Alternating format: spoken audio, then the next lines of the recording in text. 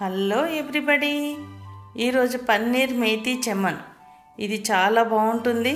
మనకు చుట్టాలు వచ్చినప్పుడు స్పెషల్గా చేసి పెడితే చాలా ఇష్టంగా తింటారు. దీన్ని టేస్టీగా ఈజీగా ఎలా చేయాలో చూద్దాం. ఫస్ట్ ఒక గుప్పెడు కాజు తీసుకొని వాటర్లో నానబెట్టి పేస్ట్ బట్టి పెట్టుకోవాలి. ఆ తర్వాత పాలకూర, ఒక బౌల్ మెంతి కూర మంచిగా కడిగి పెట్టుకోవాలి. ఆ తర్వాత మసాలా కొరకు ఒక పెద్ద ఇలాచీ, ఒక నార్మల్ చిన్న ఇలాచీ, ఒక 3 లవంగాలు, 7-8 మిరియాలు ఈ పొడి చేసి పెట్టుకోవాలి. ఇప్పుడు స్టవ్ పైన ఒక పాన్ పెట్టేసి అందులో వాటర్ పోసుకోవాలి. ఆ వాటర్లో 1 teaspoon salt, 1 teaspoon sugar వేయాలి. షుగర్ కంపల్సరీ వేయాలి. షుగర్ వేస్తే మనకి ఆకుకూర కలర్ మారకుండా మంచిగా గ్రీన్ కలర్లో ఉంటుంది. నీళ్లు మసులుతుంటే అందులో మెంతెం కూర వేసేయాలి ఫస్ట్. ఆ తర్వాత పాలకూర వేయాలి. 2-3 నిమిషాలు ఒక ఉడికించేదాకా కుక్ చేయాలి. ఇప్పుడు స్టవ్ బంద్ చేసి ఈ పాలకూరను, మెంతి కూరను మిక్సీ జార్లో వేసి మిక్సీ బట్టి పెట్టుకోవాలి. తర్వాత పన్నీర్ తీసుకొని ఇలా చిన్నగా క్యూబుల్లాగా కట్ చేసి పక్కన పెట్టుకోవాలి. ఇప్పుడు స్టవ్ పైన కడాయి పెట్టేసి కొంచెం ఆయిల్ పోయాలి, కొంచెం నెయ్యి వేసుకోవాలి. నెయ్యి వేడైపోయింది.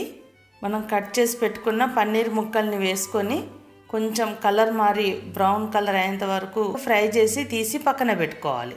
ఇందులోనే మనం తాలింపించుకుందాం. కొంచెం జీలకర్ర, మనం కొంచెం ముక్కలుగా దంచి పెట్టుకున్న మసాలా ఉంది కదా, పెద్ద యాలకులు, చిన్న యాలకులు, మిరియాలు, ఆ మసాలా వేసేసేయాలి. ఆ తర్వాత కచ్చపచ్చగా దంచుకున్న పచ్చిమిర్చి వేసుకోవాలి. ఆ తర్వాత ఒక 2 టమాటాలు ఇట్లా చిన్నగా కట్ చేసి వేసుకోవాలి. ఒకసారి కలుపుకోవాలి. ఇప్పుడు బగారాకు వేసేయాలి.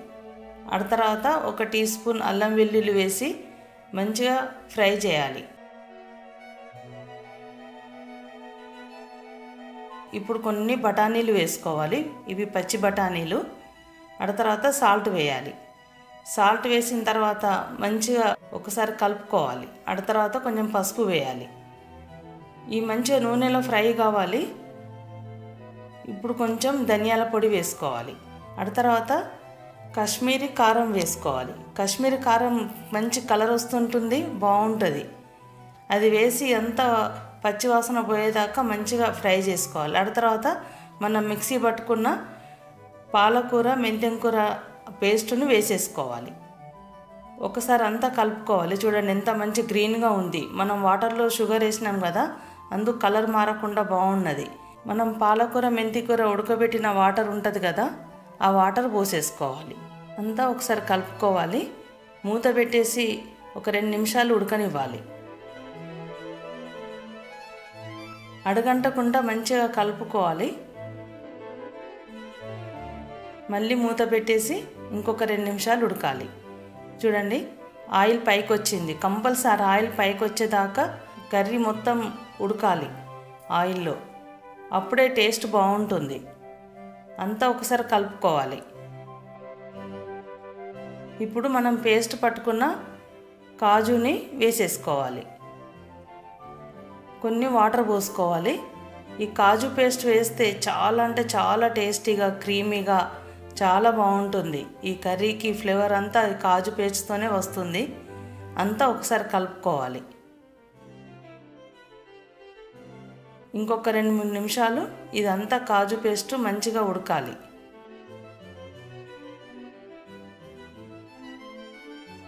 ఇప్పుడు కొంచెం సాల్ట్ వేసుకోవాలి. సాల్ట్ చూసి వేసుకోవాలి. ఇప్పుడు కొంచెం కస్తూరి మేతి కొంచెం ఇలా నలిపి వేసుకోవాలి. కస్తూరి మేతితో ఫ్లేవర్ మంచిగా వస్తుంది. కొంచెం ఇట్లా చల్లినట్టుగా వేసేసి అంతా ఒకసారి కలుపుకోవాలి.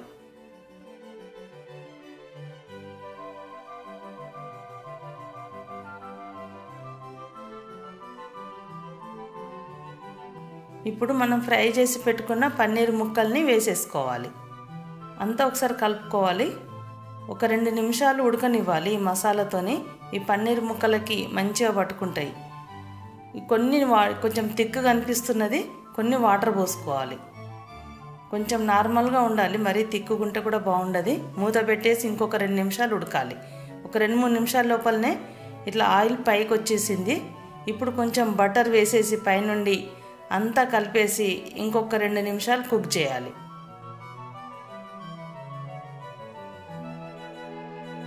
చూడండి, ఇప్పుడు కర్రీ మంచిగా రెడీ అయిపోయింది. ఇప్పుడు ఇందులో నుండి బగారాకు తీసేద్దాం. మంచి దాని ఫ్లేవర్ అంతా ఈ కర్రీకి పట్టేసుకుంది.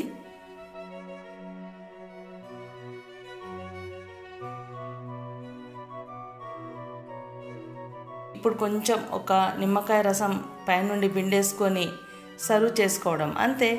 టేస్టీగా ఉండే పన్నీర్ మేథీ చమన్ రెడీ అయిపోయింది. Chapati, puri, jeera rice, bagara rice, white rice దేనికైనా చాలా బాగుంటుంది. తప్పకుండా మీరు కూడా ఒకసారి చెయ్యండి, తినండి, ఎంజాయ్ చేయండి. ఈ వీడియో నచ్చితే లైక్ చేయండి, షేర్ చేయండి, సబ్స్క్రైబ్ చేయడం మాత్రం మర్చిపోకండి. Thank you.